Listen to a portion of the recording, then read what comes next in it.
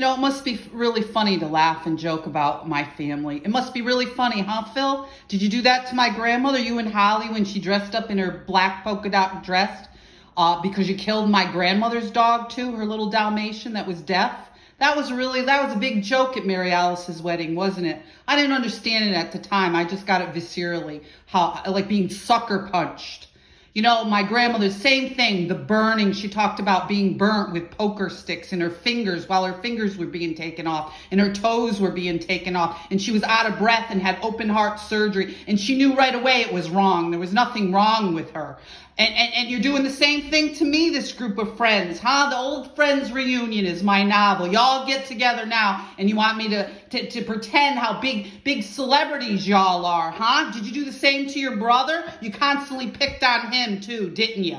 Didn't you? The very little that I read about him, a couple sentences, just like me. You've been picking on me since I was a kid. Y'all thought it was funny instead of getting your friend Vinny some treatment for his heroin addiction. You thought it was funny to continue to do this to him until he succumbed at 60. Just like you, Mary Alice, you're a fucking nurse. What do you have to say to yourself with your group of nurses down at the hospital that threw me out of there every time when women report, oh, they're crazy. They're crazy, Mary Alice, when you went around and told everybody how you're taking codependency classes and you're up there stalking me all the time, coming down to my home laughing and joking that I was going to be put on the street. You and Holly. Do you know what it's like when I was a little girl watching my little brothers watch all this abuse? Yeah, y'all thought that was funny too, didn't you? It's worse when children watch other children be abused, but you know that, don't you? It's a big joke. Now all your children are watching me being abused, and it's still a big joke, isn't it? It's a big joke for little Joey at the party running around like he's 16 and grabbing me. I almost died. Okay, I've almost died a few times when you threw me in the parking lot with all your friends and you ride by laughing and joking. Yes, and my mother comes down with National Grid threatening me with the Megnas, who are police officers now. Oh, they never liked you. They never liked you. I was 5 years old. My mother's boyfriend's a pedophile doing all this stuff thinking it's funny. So that wasn't enough for all of you, was it? No, I tried to put myself through college. You could continually start trouble at New Paltz. You continually start trouble with Mr. Winters, who's a police officer in Albany, and his friends that are police officers. And you continue this hell with his father, who was a detective, and Doug Hopkins over here in Schenectady, and your YWCA friends. This goes on and on and on and on. And you all want us to believe you're heroes.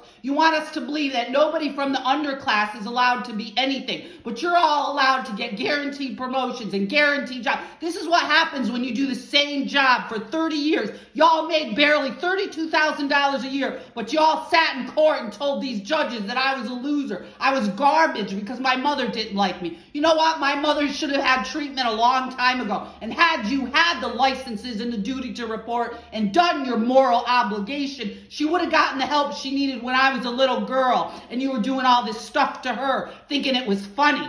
Just like with my grandmother, her broken vacuum cleaners, her broken things. She was a 65-year-old woman living in a trailer, and you went after her like a bunch of jackals. Her roof, her furnace, her vacuum cleaners, everything, her car. Oh, up there at Sawyer's, laughing and joking with my mother about her car. Laughing and joking that she was in and out of the hospital for the last 5 years of her life. Laughing and joking when Fred was in and out of the hospital getting pneumonia with no care. Or Dana when she was barking and she had mental health issues. Or how about my sister-in-law?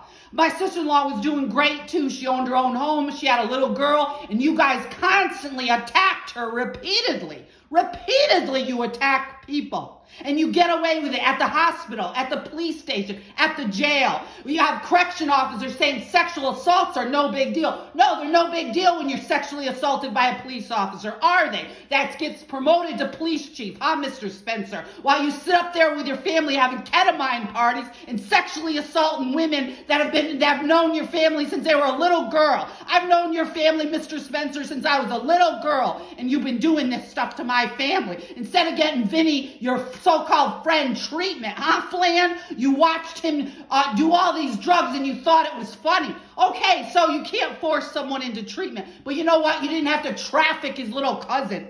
And we can get into the specifics of that. Time and time again, you were sitting down with your brother doing these finances, gaslighting me, telling me there was never enough money while you siphoned every little dime out of the marriage for yourself. And then you went to these judges and told them the stereotypes. Oh, yes, she grew up in welfare. Her mother's a whore. She's a whore. Her grandmother was a whore. While you took my grandmother's land, you threw her in the street.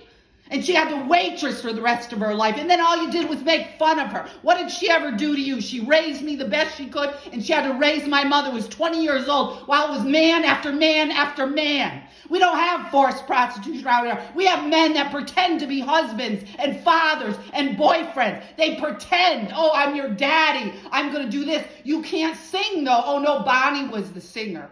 Bonnie was the singer. Huh, Bonnie? Huh, Bonnie? You knew what your father was, just like your brothers, just like everybody else knew what your father was. And you know, I had a lot of respect. I had a lot of respect for all these people. I tried to treat them as family, and I was told repeatedly. And I did, right to the end, just like with my in-laws. And now there is no more of that. People need treatment, they need care, and you need to stop covering up this stuff. You need to stop covering it all up. These are the very people tasked with licenses, responsibilities, and what do? They sit around and they slowly murder you because it's somehow funny to watch people in these situations that don't deserve it, that are innocent, that wait 4 months for a court date. 30 people a year die at Rikers, and they sit up there laughing and joking because you can't even eat the food. It's so inhumane. And I could go on and on. You see the big turnout for corrections officers? There wasn't any in Amsterdam. You know why? Because people like Phil Spencer sit around and torture people with his friends.